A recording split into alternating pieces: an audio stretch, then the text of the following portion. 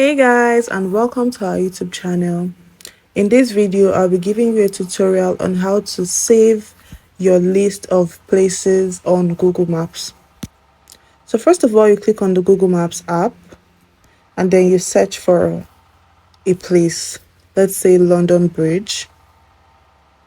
After clicking on the place, you swipe right and click on save, and then you create a new list. Let's say my best places, nice places in London. You click on create. You can also choose an icon, and then you click on create. Then you add other places. Let's say London Bridge Station.